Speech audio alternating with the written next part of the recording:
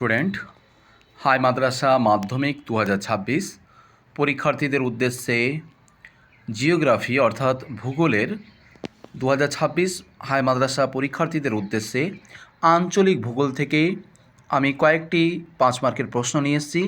যে প্রশ্নগুলি পড়লেই বা দেখলেই অবশ্যই তোমরা কমন পাবে। আঞ্চলিক ভূগোল থেকে আমি যে কটা প্রশ্ন নিয়ে এসেছি এর মধ্যে তোমরা 100% তোমরা কমন অবশ্যই পাবে। পরীক্ষা দিয়ে এসে তোমরা মিলিয়ে নিও। তো আমি তোমাদেরকে প্রশ্নগুলি আঞ্চলিক ভূগোল থেকে এক এক করে দেখাই, তোমরা দেখতে থাকো কোন কোন ধরনের প্রশ্ন আমি সব থেকে বেশি ইম্পর্টেন্ট মনে করি। তোমাদের প্রথমে জানাই যে যখন তোমরা ফাইনাল পরীক্ষা দিতে যাবে তখন আঞ্চলিক ভূগোল থেকে 4টা প্রশ্ন থাকবে, কিন্তু যে কোনো তোমাকে 2টা করতে হবে। তো যেটা তোমার কাছে সব থেকে সহজ মনে হবে সেই 2টার উত্তর তুমি করো। তবে আমি যে কয়েকটা প্রশ্ন রেখেছি তার মধ্যে তোমরা, আমি তো বলবো যে 4টাই মিলে যাবে। আর 4টা যদি না মিলে কমপক্ষে তো কি 2টা বা 3টা তো মিলবে। আমার তো অতটা প্রয়োজন নেই, মাত্র 2টা কমন আসলেই হবে। তো আমি দেখো কোন ধরনের প্রশ্নগুলি তোমাদেরকে 2026-এর জন্য কমন দিতে চলেছি। প্রথমে প্রশ্ন আছে যে পলি মৃত্তিকা ও ল্যাটেরাইট মৃত্তিকার বৈশিষ্ট্য লেখো। এটা তোমরা দেখে যাও, এটা 50% আসার সম্ভাবনা আছে। পলি মৃত্তিকা ও ল্যাটেরাইট মৃত্তিকার বৈশিষ্ট্য লেখো, এটা কিন্তু 50% আসার সম্ভাবনা রয়েছে। তারপরে 2 নম্বর প্রশ্ন, ভারতের গম চাষের উপযোগী ভৌগোলিক পরিবেশ আলোচনা করো। 3 নম্বর, ভারতে জনবন্টনের তারতম্যের 5টি কারণ ব্যাখ্যা করো। ভারতের চা চাষের অনুকূল পরিবেশ আলোচনা করো। আমি তোমাদেরকে এক্ষেত্রে বলবো যে ভারতের গম চাষের এটা একটা, আর ভারতের চা চাষের পক্ষে অনুকূল প্রাকৃতিক পরিবেশ বা উপযোগী পরিবেশ আলোচনা করো। এ দুটার মধ্যে তোমরা যে কোনো একটা 100% তোমরা কমন পেতে চলেছো 2026 হাই মাদ্রাসা ফাইনাল মাধ্যমিক পরীক্ষায়। কি কি বললাম? প্রথমে বললাম ভারতের গম চাষের অনুকূল পরিবেশ দেখে রাখো, আর ভারতের চা চাষের, এ দুটার মধ্যে তোমরা একটা 100% পাবা। তারপরে ভারতের জনবন্টনের তারতম্যের 5টি কারণ ব্যাখ্যা করো। এটা তোমরা 80% আসার সম্ভাবনা রয়েছে। আমি যেগুলো পার্সেন্ট দিয়ে তোমাদেরকে বলছি তোমরা অবশ্যই এগুলো একটু দেখো। তারপরে দেখো 5 নম্বর, ভারতের উপকূলীয় সমভূমি অঞ্চলের বিস্তৃত বিবরণ দাও।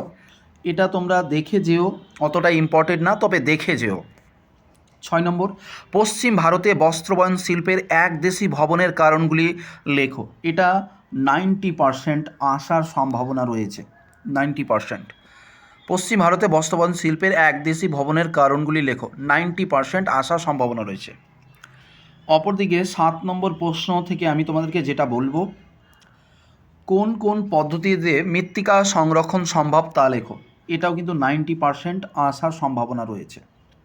শহর গড়ে ওঠার কারণগুলি আলোচনা করো। এটা 70% আসার সম্ভাবনা রয়েছে।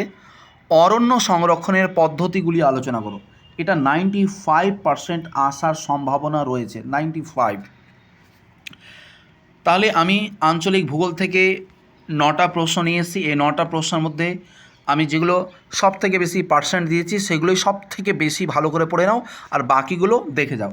আমি এখানে চ্যালেঞ্জ করে আমি এখানে বলতে পারি যে ভারতের গম চাষের প্রাকৃতিক পরিবেশ বা অনুকূল পরিবেশ আর ভারতের চা চাষের অনুকূল পরিবেশ, এই দুটার মধ্যে একটা তোমরা 100% তোমরা কমন পেতে চলেছো।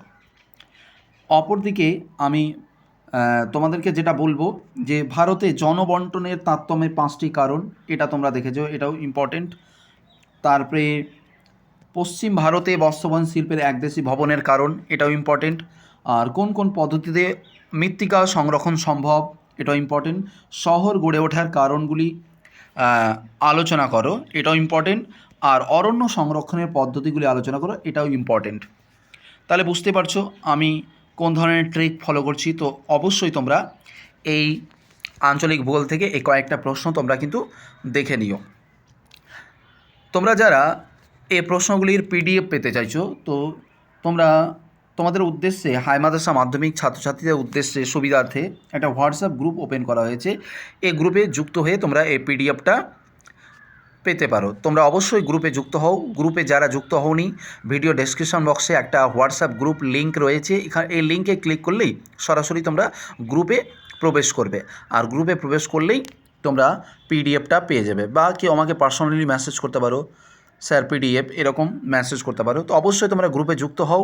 এরকমই হাই মাদ্রাসা 2026 মাধ্যমিকদের পরীক্ষার্থীদের সুবিধার্থে গ্রুপটা ওপেন করা হয়েছে। তো আজ এ পর্যন্তই, দেখা হচ্ছে পরবর্তীতে।